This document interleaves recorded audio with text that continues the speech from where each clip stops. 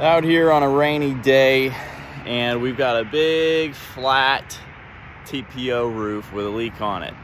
So this is the way I found the leak. Number one, you want to get one of these bad boys, something like that. I mean, you can use a tape measure. It's just really nice to have the roller. So on the inside of the building, I did 2 measurements to the exterior walls to pinpoint where that drip is coming through, right? And then I also made note that this was steel trusses with steel structural decking on it.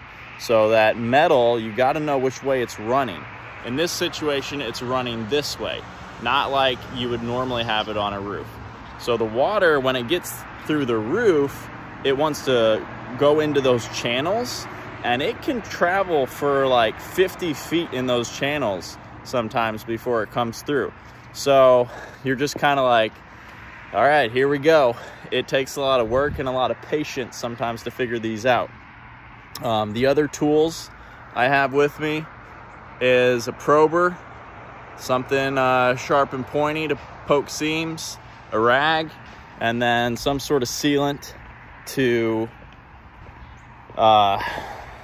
hopefully temporarily stop a puncture or something simple like that. You know, if I can stop the water immediately while I'm here, I'm going to do that and then come back later to patch it.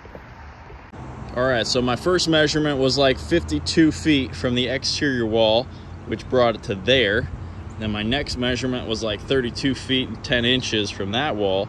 So here X marks the spot. This is where the drip is at in the building. Now, my decking is running this way. So basically what I'm looking for is anything in line with that all the way across here, and probably 5 or so feet up. Sometimes, say the water will get here, it'll roll down the insulation and then get to the decking, but I'm starting out right in line with the leak and going in both directions. First thing I did was probe all the seams around this unit, which I got them to pull back a little bit in a couple areas, but there was still plenty of good weld, like this right here. You know, that came back a little bit, but it was still nice and strong behind it. I'm like, yeah, that's not letting any water in. All the corners and patches looked good, so I'm like, great. It's not what you want. You want to be able to find and poke your probe through a weld somewhere, say that's it. So then I came back here and just started working around it, and I just happened to find this little booger right there. That was the puncture.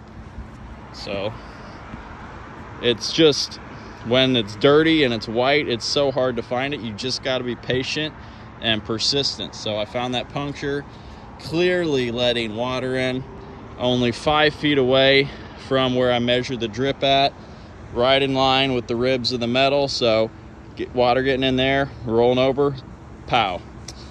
Nailed it. So I feel like this was an easy one. If I was gonna offer some advice, it's don't give up. The water has to be coming from somewhere, and don't guess at it. Like, keep looking until you find something that you know is a problem, like a puncture, like a little flaky weld. Like, that's not gonna cut it. Don't go up there and shoot a bunch of caulk around it.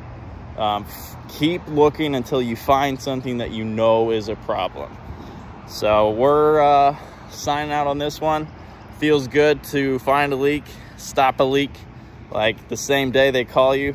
Feels great. And on to the next one.